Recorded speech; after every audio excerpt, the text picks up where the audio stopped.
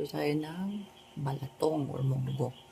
So, pakuluan muna natin yung, hugasan natin mabuti yung balatong. Tapos, lagyan natin ng tubig. Papakuluan natin. Pakuluan mabuti. Mag-o-open kailangan. Dapat siya mag-open. Ayan. Ayan po guys. Nakikita nyo po ay nawala na yung balat niya. So, luto na yan. Ang next na gagawin natin ay atin ang igigisa yung mga ingredients. Yan, igigisa na po tayo. So, nilipat ko lang yung balatong sa ibang lalagyanan. Dito na rin tayo magigisa. Sibuyas.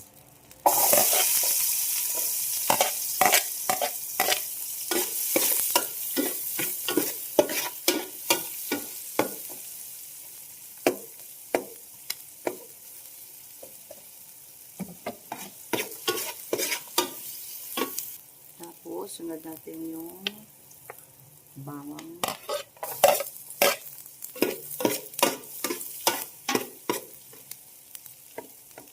Kung mapapansin nyo, madami ako nilagay na bawang kasi masarap yung bawang pag sa balatong.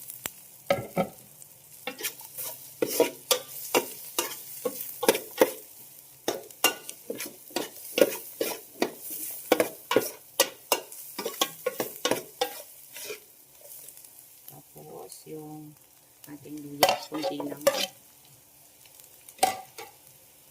Pantanggal ng lansa ng karneng baboy.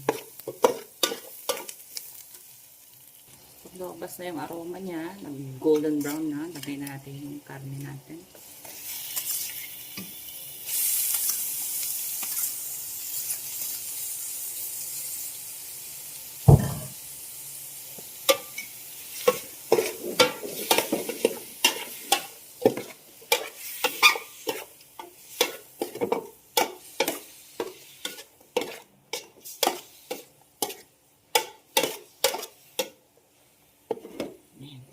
Gisain lang natin yan. Tsaka natin ilalagay yung balatong. Yan po. Pag nagisa na yung karne, ay tsaka natin ilalagay yung ating balatong.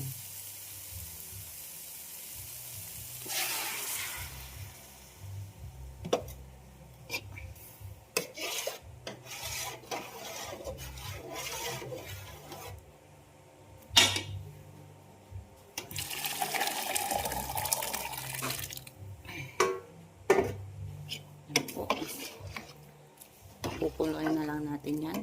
Lambutin natin yung karne. Tsaka natin ilalagay yung mga ingredients like malunggay. Ayan po. So, naluto na yung kanyang karne. Lalagyan na lang natin ng malunggay. Ay, nilagay ko na pala yung malunggay guys. So, ganyan na itsura niya. Palalambutin nyo lang yung malunggay.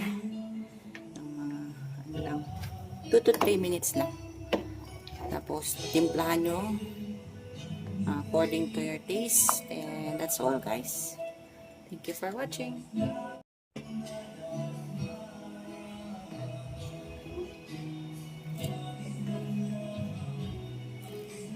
Yummy balatong.